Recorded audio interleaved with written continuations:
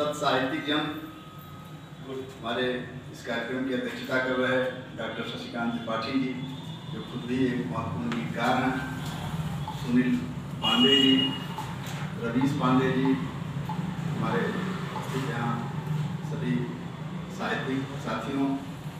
आज हम लोग एक बहुत ही ऐतिहासिक दिन के अवसर पर हम यहाँ इकट्ठे हुए हैं। आज महाकवि जयशंकर प्रसाद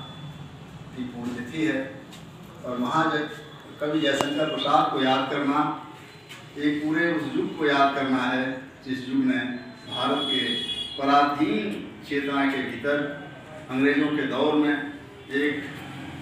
राष्ट्रीय मुक्ति आंदोलन की चेतना भरी थी और हमारे बीच वह स्वाभिमान और आत्मगौरव पैदा किया था। इस स्वाभिमान और आत्मगौरव के बल पर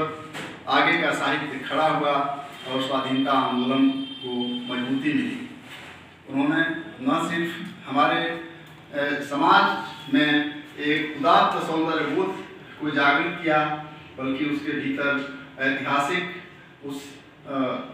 भूले बिसरे पन्नों को भी आगे बढ़ाने का, उसको उजागर करने का काम किया, जिसको उस समय की अंग्रेजों की गुलाम बनाने वाली चेतना ने दबाने का काम किया था। उनकी जो रचना है कामायनी महाकाव्य छायावाद का घोषणा पत्र कहा जाता है और कामायनी को पढ़ते हुए, कामायनी को महसूस करते हुए आदमी इतना बदल जाता है कि जिसने उसको पढ़ा है वही उसके महत्व को समझ सकता है कि उसकी एक एक पंक्तियाँ और उसकी एक एक शब्द जो और बुद्धि, भावना, चेतना, इन सभी को रेखांकित करने वाले उसके पात्र और उसका जो आह्वान है। जैसे अभी हम लोग चर्चा कर रहे थे कि उसकी एक पंक्ति है कि शक्ति के विद्युत कण जो व्यस्त विकल्प बिखरे हैं वो निरुपाय, समन्वय उनका करे समस्त विजयनी मानवता हो जाए। तो आज जो एक बिखराव है समाज में, जो पीड़ित लोग हैं उनके भीतर जो एकजुटता का अभाव है, वह जो इस यहाँ की आम जनता है वह जिस तरह से बंटी हुई है और अपने हितों को संरक्षित नहीं कर पा रही है, उनकी वह उस समय की गीतें आज भी वह प्रेरणा देती हैं हमें।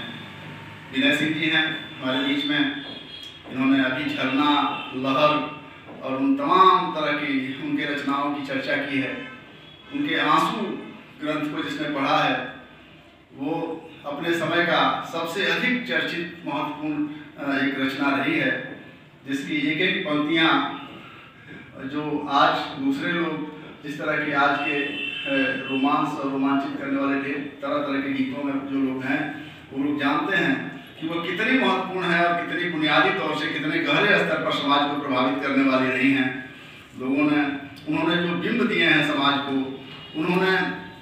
जो लगाव पैदा किया है समाज में और अपने भीतर की भावनाओं को जिस रूप में उन्होंने प्रकट किया है, जितना बड़ा क्षितिज उन्होंने दिया है उस रचना में, उसमें एक जो कहा जाए कि आंसू जिसका नाम ही है, वो आंसू अपने आप में वो आंसू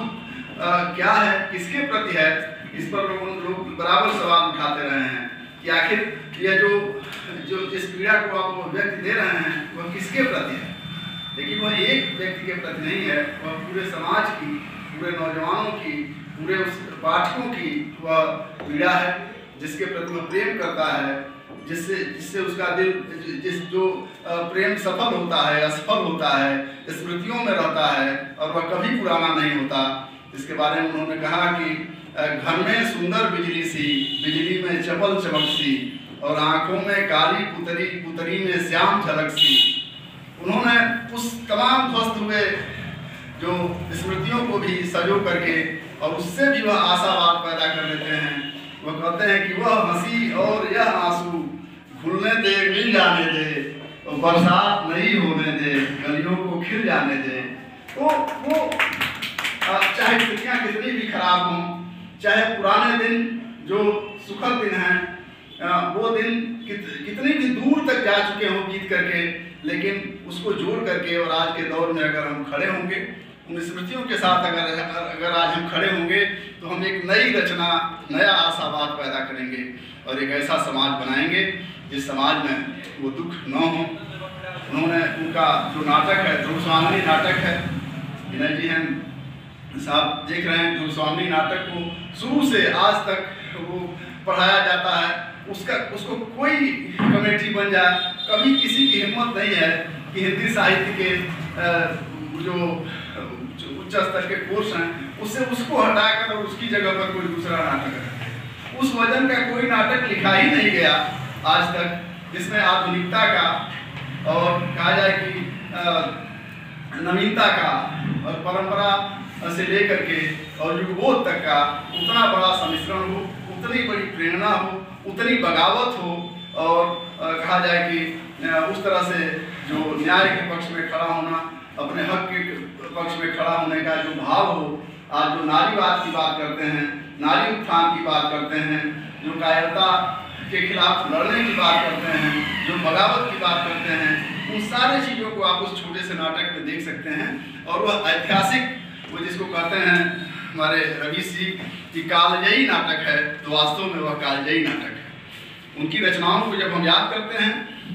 तो किसी दूसरे चीज़ को याद करने की, किसी के व्यक्तित्व को याद करने की जरूरत नहीं होती है। किसी को भी याद करते हैं, आप निराला को याद करते हैं, पंत को याद करते हैं, तो उनका व्यक्तित्व याद करते हैं, उनका जीवन संघर्ष याद करते हैं, तब उनकी रचनाओं को आप याद करते हैं। लेकिन जब शंकर प्रसाद अकेले ऐसे रचनाकार हैं कि उनकी रचनाओं को जब याद करते हैं तो आप अपने इतिहास को याद करते हैं, अपने समाज को याद करते हैं, अपने संस्कृति को याद करते हैं, अपने संघर्ष को याद करते हैं और रचनाकार की जरूरत ही नहीं होती है बीच में लाने की। और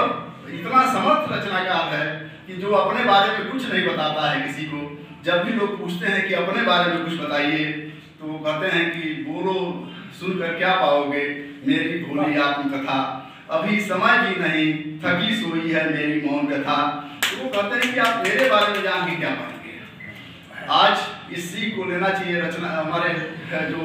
राजनेता हैं उनको भी प्रेरणा देनी चाहिए। वो बार बार कहते हैं कि मैंने आपके लिए ये किया, मैंने आपके लिए ये किया, मैंने आपके लिए ये किया। आप बताइए कि आप करना क्या चाहते हैं, उस संघर्ष में हमको कहाँ तक शामिल करना चाहते हैं। उस जो भविष्य निर्माण का संघर्ष है, सिर्फ भविष्य निर्माण का संघर्ष हमारे सामने होना चाहिए और हमें अपना गुणगान अपने मुँह से करने की, वो आत्मकथात्मक वक्तव्य देने की जरूरत नहीं होनी चाहिए। आज के तमाम रचनाकार आत्मकथात्मक वक्तव्य देते हैं, लेकिन इसके पीछे यह होता है कि उनकी रचनाएं कमजोर हैं, उनकी रचनाएं पाठकों को बांध पाने में उतनी सक्षम नहीं है। इसलिए उनको बार बार बताना पड़ता है कि आप मेरा कुल गोत्र, खानदान और संघर्ष और पेशा और मेरी हैसियत वो और मेरे गाड़ी का मॉडल सारा कुछ जान लीजिए। ये अच्छा रचनाकार वही है जिसको यह सब जानने की जरूरत न पड़े। और इस तरह के महान रचनाकार हमारे बीच में हैं, उनसे हम युगों तक प्रेरणा लेते रहेंगे। और आज हम सभी लोगों को चाहिए कि वो बड़े निबंधकार हैं, बड़े कहानीकार हैं, बड़े उपन्यासकार हैं और बहुत बड़े नाटककार हैं। उनको जरूर पढ़ा जाना चाहिए और हम अगर पढ़ते हैं तभी हम सच्चे मामले में उनको श्रद्धांजलि भी देंगे और आज के दौर में उससे प्रेरणा लेकर अपने समाज निर्माण, अपनी आत्मा का निर्माण, अपने समूह को प्रभावित को उससे उसके सार्थक जो उसकी प्रतिक्रिया है उससे अवगत करा पाएंगे, उसको जोड़ पाएंगे, उसको ताकतवर बना पाएंगे। बस इसी के साथ मैं आज फिर उनको श्रद्धांजलि देता हूँ और उनको याद करने का मतलब उनकी रचनाओं को हमें बहुत अधिक सक्षम होकर समाज के बीच में ले जाने की ज़रूरत है, अपने पढ़ने की ज़रूरत है। और मैं चाहता हूँ कि विनय सिंह जी आएँ और उनके बारे में ढेर सारी बातें कही। अभी मुझे बहुत अच्छा लगा, आपने उनको पढ़ा है और आपकी जिम्मेदारी है कि उसे और लोगों तक पढ़ाएं, बताएं। आप